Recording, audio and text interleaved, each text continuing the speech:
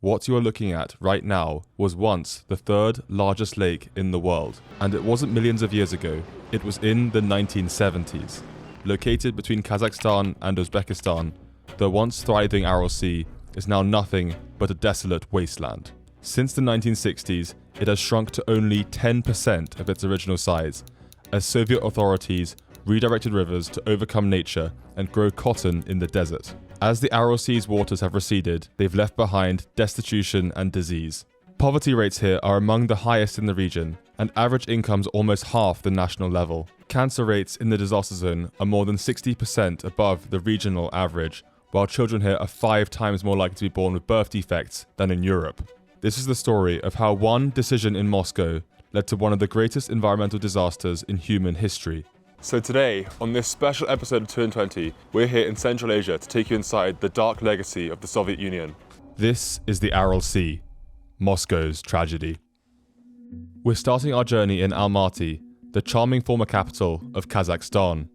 Little understood in the West, Kazakhstan is a vast, sparsely populated nation in the heart of Central Asia. The country is blessed with significant oil and gas reserves and is developing rapidly. You can see it in the modern infrastructure and international brands that are popping up all over the city. But we're going somewhere very different.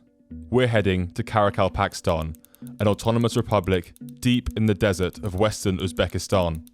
We're flying in with nothing but a camera and a ticket. No hotels, no transport, and not much of a plan. Uzbekistan is a difficult place for journalism, and foreign bloggers have recently been detained for reporting in the Aral Sea region. Our first stop is to get to the airport. Once we get there, we're going to catch a flight to Nukus, the capital of Karakalpakstan. And after that, there's no plan.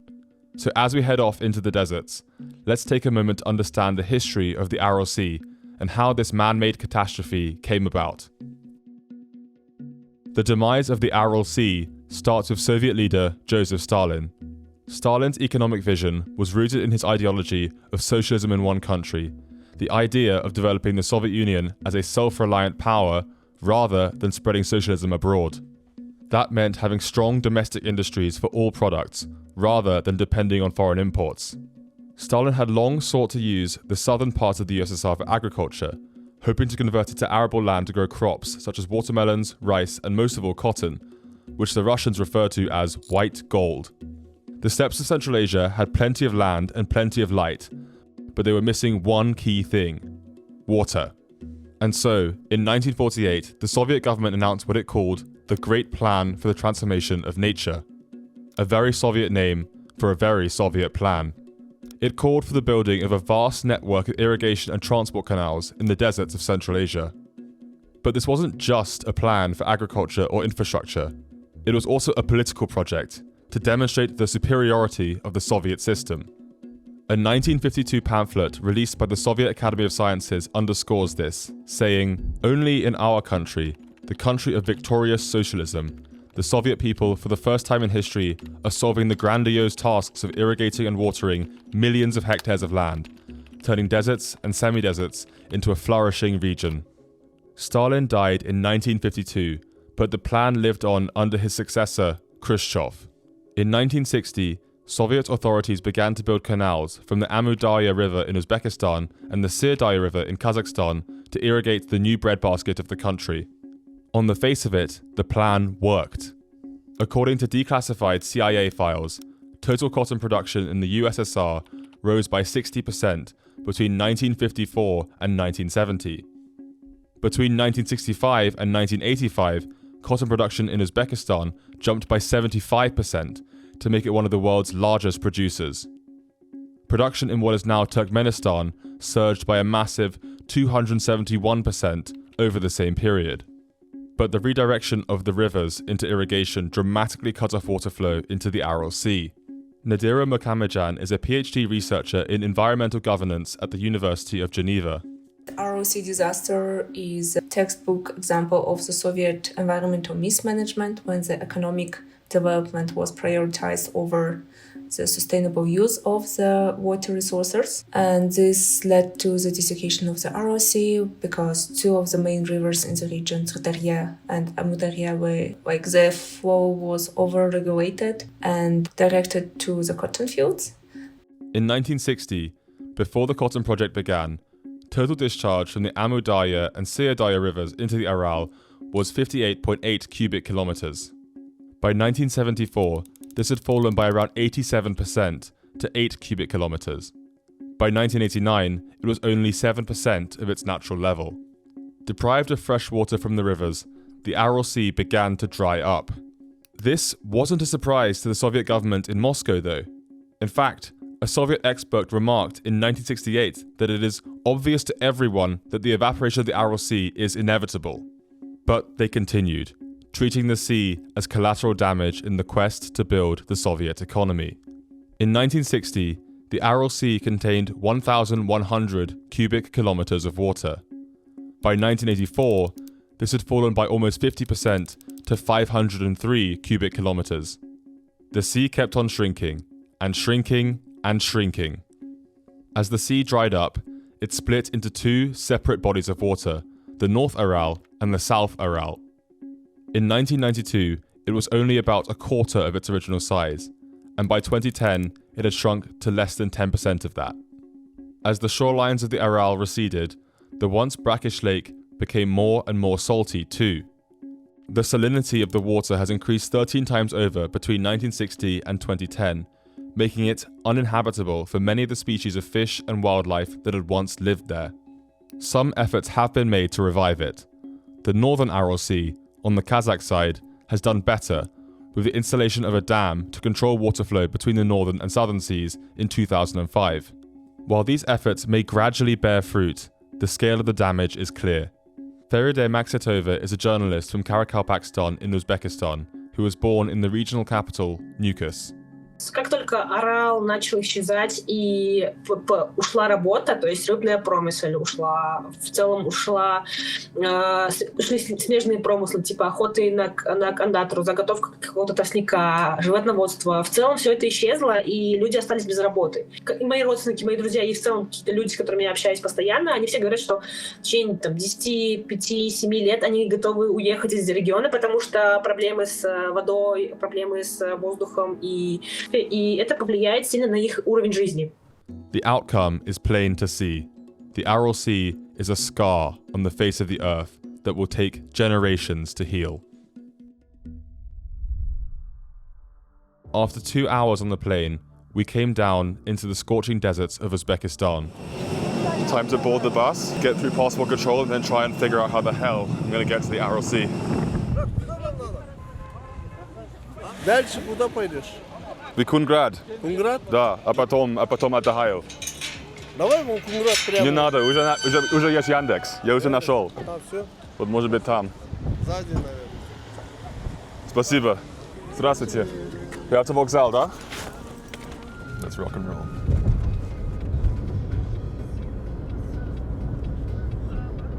Приехали. Спасибо вам. До свидания. Хорошего дня.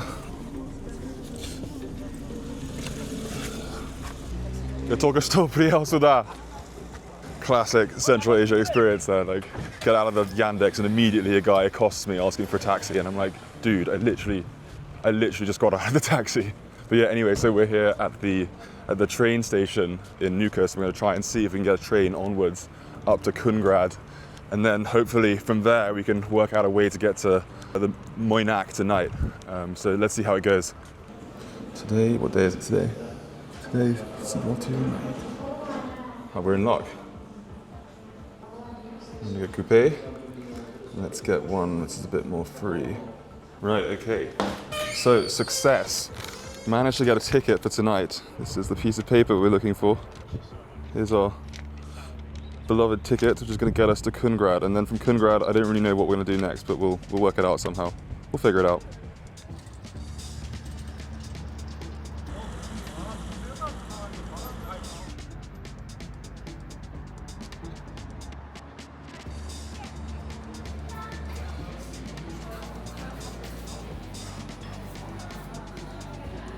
So for our delicious dinner, we have lagman and egg, piva, beer, and chleb, bread. It's going to be probably the best meal I get, the best opportunity I get for a meal all evening. So I'm just taking what I can get here. So having surveilled the area around the train station quite thoroughly, I've discovered, unfortunately, there's absolutely nothing to do. There's a park just over here with a bunch of broken down, shut down playground rides and the customary bunch of local alcoholics drinking under the trees. So in the absence of other activities, I think I'm going to join them. Not personally, but I'm going to go and have a beer and wait until my train arrives. So while I'm sitting here drinking beer in this Uzbek pub by the train station, it's probably a good point to give some context on where we are. So Nukus, this city, is the capital of Karakalpakstan, which is an autonomous republic within Uzbekistan. And actually the Karakalpaks are a separate ethnic group to the Uzbeks. They speak a different language and everything, separate culture, separate ethnicity. They were recognized as a separate kind of republic under the Russian Empire, and then they were folded into Uzbekistan when the USSR became a thing, or in the 1930s actually, so a bit afterwards. But yeah, it's a bit of a touchy issue because they want more autonomy, more independence, and the Uzbek government obviously doesn't want to give it away. It's a bit of a sensitive place to be in Uzbekistan, but an interesting one. And to be honest, hopefully we'll see a different side to Uzbekistan out here. Hopefully we'll see a bit of the local Karakalpak culture as we're out here in the deserts.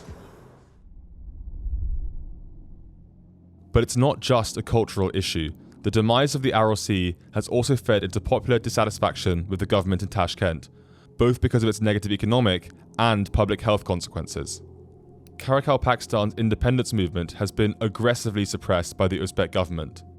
In 2022, protesters were killed in clashes with police and security forces after unrest in the region. The economic consequences of the Aral Sea's decline can be felt both in Uzbekistan and in the bordering Kizilorda region of Kazakhstan. These regions are amongst the poorest in both countries. Karakalpakstan has the highest poverty rate in the country at 19.7% in 2023, a full 5 percentage points ahead of the national average. GDP per capita in the region in 2024 was just half the national average. The situation is similar on the northern side. Kazakhstan's Kizilorda region, which contains what remains of the northern Aral Sea, has a GDP per capita 50% below the average for the rest of the country. Muynaq, the Uzbek town we're heading to, has taken the full hit of this disaster. Once home to 30,000 people in the 1960s, its population has fallen to just 11,000 today, after the sea vanished and the fishing industry died with it. But there's an even darker side to this story of Soviet white gold. As the cotton industry grew, it became critical to the Uzbek economy. So critical, in fact, that the state employed forced labor to harvest it, including of children. A 2012 Human Rights Watch report found that in that year, over 1 million people had been forced by the government to participate in the cotton harvests. Uzbek cotton was only declared free of forced labor by the International Labour Organization in 2022 after a multi-year campaign to stamp it out.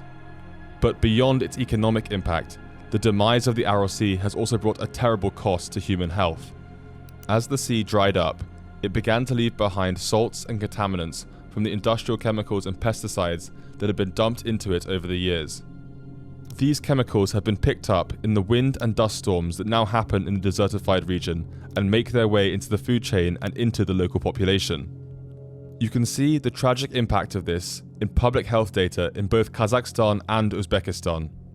In 2002, rates of anemia in the Aral Sea region of Uzbekistan reached 80 to 90% amongst women and children, while between 1985 and 2005, infant mortality increased by 50% in Kazakhstan. And the suffering continues to this day.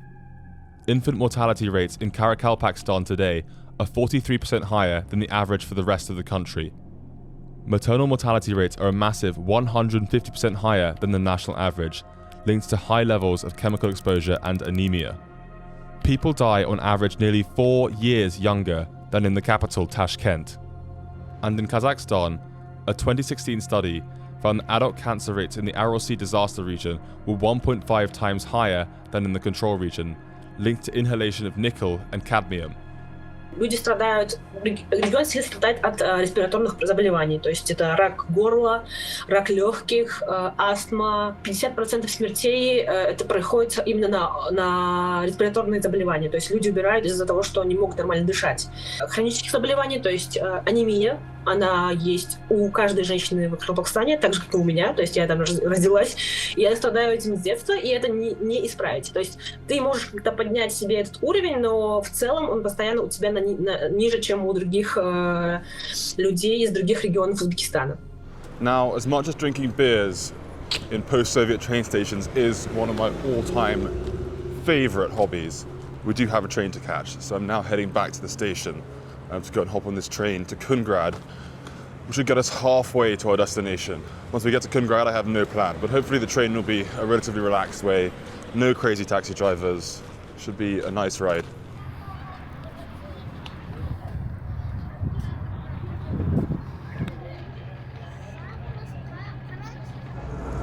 Здравствуйте.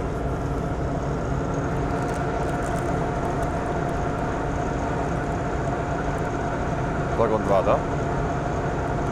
До Кунград? Да. Kungrad, да. Спасибо вам. Here we go. I'm boarding this Uzbek train. Now to find my cabin.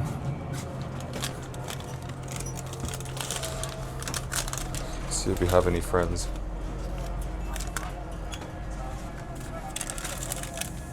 Какое Кунград, место? да? Да, Kungrad, да.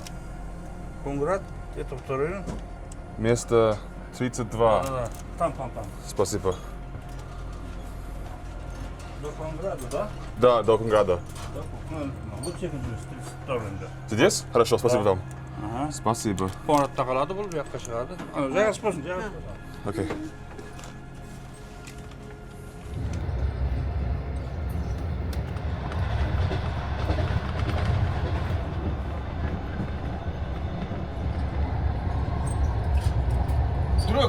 As you can maybe see at the end of that clip, the guard walked into me recording out of the window. He started shouting, summoned me into his office with the other guards, asked to see my passport, and then shouted at me again for another 5 minutes for good measure. It was a reminder of the kind of place that Karakalpakstan is. So I've just got off the train here in Kungrad station. This is the first big stop for the train. Pretty glad to be off, to be honest. It's really, really hot, no AC, and really dirty. And the guards just had absolutely no chill. They caught me filming and they just would not leave me alone. They kept coming in on me every 10 minutes. Pretty annoying. But anyway, we're here now, so I guess the next step is either to find a hotel or find a taxi. Probably a hotel. But yeah, we'll see.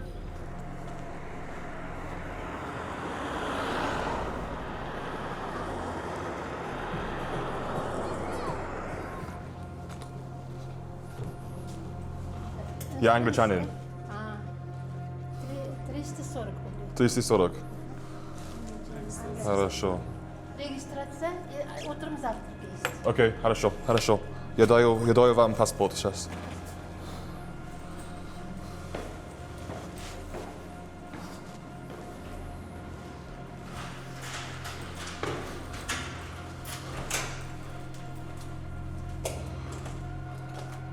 Хорошо. Отлично. Спасибо вам большое. Спокойной ночи. Well, here we are in our hotel in Kungrad. This is what 300,040 Uzbek som gets you for the night. Obviously, it's not like the Aman or the Shangri-La, but I think we'll survive until tomorrow morning. So yeah, good result. Happy with this. The next day, after a pretty rough night's sleep, I woke up early and headed to the bus station to try and find a taxi onward to Muynaq.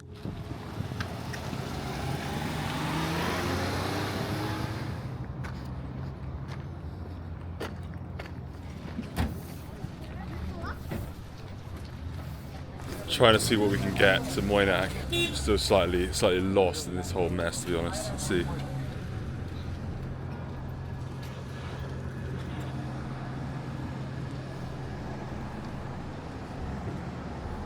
Только я один.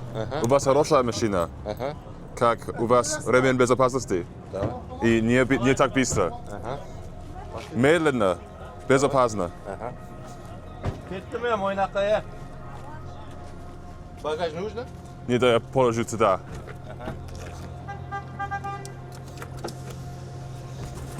Давайте. Из Лондона.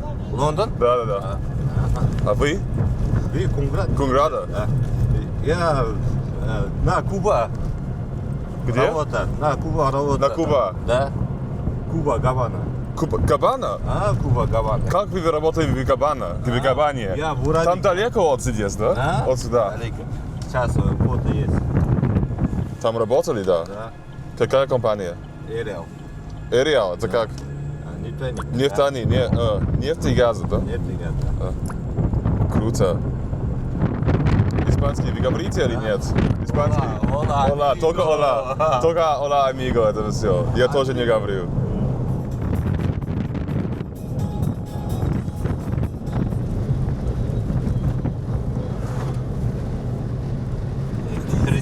Да? Да, почти. Скоро будет. Жена есть? Нет, я один. Один. Да. Папа, мама есть? Да, есть, в Лондоне. Они там работают. А вы? У вас детей? Есть. 3. 3 детей? Да. Они здесь? Вы в Конграде или вы в другом? Да, Конград, да. В Конград. Дорога пиздец. Дорога пиздец. Да. Да. Я казак, да? Ты казак? Да, казак. Казак? Да. Саламет себе. Да. Нас казак. Но здесь это все Каракалпакский, да? Да. Ну, конечно. Ты раньше посетил Казахстан? Да. Жили там или? Там в Казахстан хорошее место. Много нефти, большой запас нефти и газа, поэтому там экономика хорошая и там много возможностей. Там в Алматы много иностранцев тоже.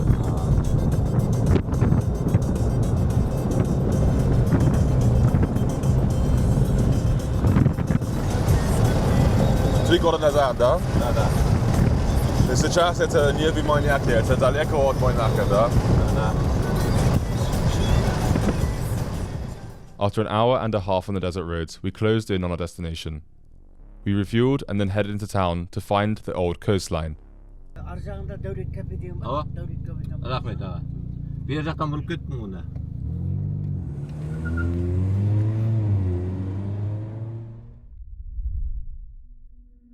So we've arrived at the Aral Sea, and the sea and the industry around it previously supported the entire economy, the entire town, the entire region. And now we're standing at the shore of the Aral Sea, and this is what we see here now. Just endless desert and boats rusting in the sand.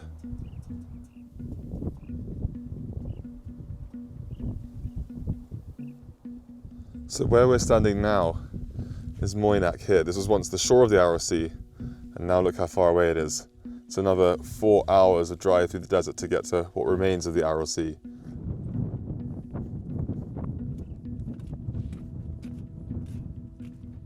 Here is just complete desert now. Everything is completely gone.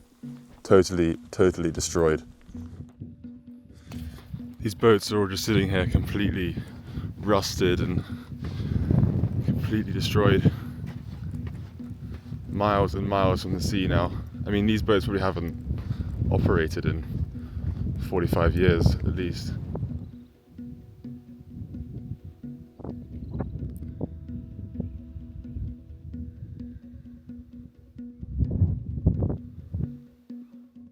The seashells in the sand are one of the only hints of the wildlife that used to be here. The once vibrant ecosystem has been overtaken by vast, unforgiving desert. The ships are now slowly decaying into the sand and remain only as a haunting reminder of what this place used to be. The ghosts of a not so distant past. This is ultimately an insight into the dynamics of Soviet rule. The decision makers are far away in Moscow, and the consequences are remote. But for the people here in Muynaq, it's very, very real.